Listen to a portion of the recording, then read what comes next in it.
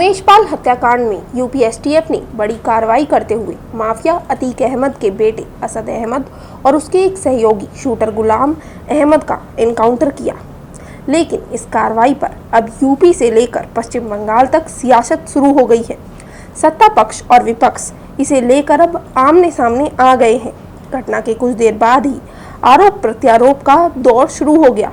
अखिलेश यादव इसे फेक बता रहे हैं, मायावती एनकाउंटर की जांच की बात कर रही है, ओवैसी इसे धर्म से जोड़ रहे हैं और कह रहे हैं कि गोली से इंसाफ होगा तो जज क्या करेंगे। तो वहीं टीएमसी सांसद महुआ मोइत्रा ने योगी राज को जंगल राज करार दिया है, तो बीजेपी ने इसे अपराध और अपराधियों का सफाया बताया है। चलिए आप भी देखिए असद अहमद के एनकाउंटर के बाद हो रहे सियासी एनकाउंटर को। उत्तर प्रदेश फेक इनकाउंटर का उत्तर प्रदेश बन गया है। उत्तर प्रदेश में फेक इनकाउंटर है। अधिकारी अपनी कुर्सी बचाने के लिए, अधिकारी अपना सब कुछ दांव पे रख करके सरकार के दबाव में ये घटनाएं कर रहे हैं। केवल मिट्टी में मिलाने की बात एक सीमा तक है, भेदभाव कर रहे हैं लोग। ये केवल चुनाव को देख रहे हैं, किस तरीके से समाज को बांट दें, किस तरीके से असली मुद्दों से हटा दें। वो कुछ भी कहें, लेकिन कानून अपनी जगह है, कोर्ट अपनी जगह है, संविधान अपनी जगह है।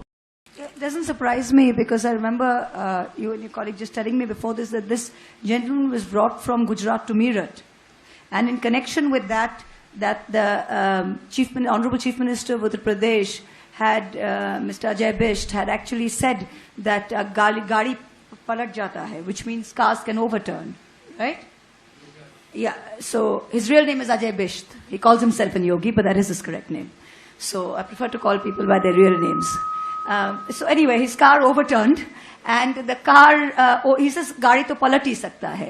So the other name for Mr. Ajay Bisht was actually Mr. Togdo, because whenever he was chief minister, even when he was MP, he would like to tell his police and his law and order enforcement agencies that Togdo, which means finish them off. So this kind of complete lawlessness, jungle raj, without resorting to the rule of law, encounter killings have always flourished under the honorable gentleman and continue to do so. So I hope that the people of India will see this for what it is. This completely typifies. So when you start something with incitement to violence, when you start something with, like Patla said, मार दो, काट दो, जला दो, ये कर देंगे, बंद कर देंगे, रोक देंगे. This kind of hatred, this kind of venom, this kind of, जिसकी लाठी उसकी भैंस. This is the kind of culture that ultimately lands up in this kind of jungle law. Why do we have a constitution? Why did we become independent? Because we wanted to live under the framework of a rule of law. That is the most important thing our constitution guarantees us. So when you have a chief minister or a home minister that is basically sitting there saying that it's okay. if कोई कुचल जाता है गाड़ी के नीचे तो puppies भी कुचल जाते हैं, कोई गाड़ी उलट जाती है तो वो उलट जाती है, कोई मर जाता है तो ठीक है, then you're basically pointing a finger at the constitution, which is exactly what the BJP and this government is doing day after day after day. Police और एसटीएफ पिछले 45 दिनों से लगातार प्रयास कर रही थी। आज झांसी में पुलिस से मुठभेड़ में वह मारे गए हैं, यह सूचना मुझे मिली है। मैं पूरी एसटीएफ टीम को बधाई देता हूं, और जो अपराध करेगा वो बचेगा नहीं, या तो फांसी में चढ़ेगा, और अगर पुलिस के सामने सरेंडर नहीं करेगा तो पुलिस को जवाबी कार्रवाई करनी पड़ती है। कितनी बड़ी कार्रवाई है? ये बहुत ऐतिहासिक कार्रवाई है, बहुत बड़ा संदेश है, और अपराध करने वालों को ये है कि अब अपराध करने वालों की राजनीति का युग समाप्त हो गया है। इसलिए अपराध का रास्ता छोड़ करके सही रास्ते पे आवे, और जो अपराधी आज भी भागे भागे फिर रहे, अभी भी पुलिस के सामने वो आत्मसमर्पण कर दे, न्यायालय के सामने आत्मसमर्पण कर दे। सवाल उठा रही है एनकाउंटर इसका जो है कोई नहीं, समाजवादी पार्टी ये चाहती है कि पुलिस के जवान बलि चढ़ जाएं, तो भारतीय जनता पार्टी की सरकार है, योगी आदित्यनाथ जी के नेतृत्व में सरकार है।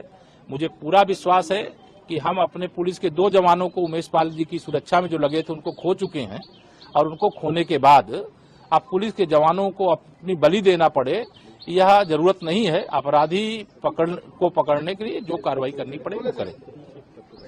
हुकूमत में हरियाणा में नहीं मारा गया? क्या हरियाणा में नहीं मारा गया? किसकी हुकूमत है वहां पर? क्या घरों को तोड़ दिया नहीं जाता बुलडोजर लगाकर? क्या गोलियां मारकर एनकाउंटर नहीं कर दिया जाता? बताओ, क्या एनकाउंटर नहीं किया जाता? एनकाउंटर कर दिए तो फिर क्या जुनैद और नसीर के मारने वालों को भी गोली मारोगे? बताओ बीजेपी वालों, जुनैद और नसीर को जिसने मारा तुम उसका भी एनकाउंटर करोगे? नहीं करोगे तुम। इसलिए नहीं करोगे क्योंकि तुम मजहब के नाम पर एनकाउंटर करते हो। मारो जुनैद और नसीर के कातिलों को।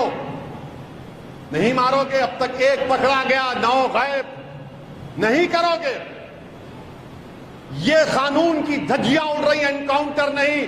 तुम कॉन्स्टिट्यूशन का एनकाउंटर करना चाहते हो। तुम रूल ऑफ लॉ को कमजोर करना चाहते हो। फिर कोर्ट किस लिए है? अदालत किस लिए है? सीआरपीसी, आईपीसी किस लिए है? जजेस किस लिए हैं? पब्लिक प्रोसिक्यूटर किस लिए हैं? अगर तुम फैसला करोगे कि गोली से इंसाफ करेंगे तो फिर बंद कर दो अदालतों को। जजेस क्या काम करेंगे फिर? कानून की बालादस्ती, रूल ऑफ लॉ रहना चाहिए ना? नहीं, आप तय करेंगे। अरे ये काम कोर्ट का है, आपका नहीं है। आप पकड़ो मुजरिम को, कोई कत्ल करता है तो सजा दिलाओ उसको, 12 साल 14 साल लाइफ दिलाओ, मगर ले जाकर घर को बुलडोजर से तोड़ देना, आसाम में लोगों को बेघर कर देना, मदरसे अजीजिया को जला देना, जुलूस निकलेगा तो इस्लाम और मुसलमान को गालियां देना, ये क्या है बताओ फिर आप? और फिर अगर यहां पर पूछो आप निजामाबाद में। इसके अलावा बसपा सुप्रीमो मायावती ने ट्वीट कर लिखा, प्रयागराज के अतीक अहमद के बेटे व एक अन्य की आज पुलिस मुठभेड़ में हुई हत्या पर अनेकों प्रकार की चर्चाएं गर्म हैं। लोगों का लगता है कि विकास दुबे कांड के दोहराए जाने की उनकी आशंका सच साबित हुई है। अतः घटना के पूरे तथ्य व सच्चाई जनता के सामने आ सके, इसके लिए उच्च स्तरीय जांच जरूरी है। तो सुना आपने किस तरह से असद अहमद के एनकाउंटर के बाद से देश भर में जमकर सियासत का दौर शुरू हो गया है। अब सवाल ये उठता है कि क्या सच में इस एनकाउंटर पर इस तरह की सियासत होनी चाहिए? क्या कानूनी मामले को सियासी रंग देना सही है? आपका इन सवालों पर क्या कहना है, हमें कमेंट करके ज़रूर बताएं। इसी के साथ देश और दुनिया की तमाम अपडेट से जुड़े रहने के लिए सब्सक्राइब करें पैंकर न्यूज़ को।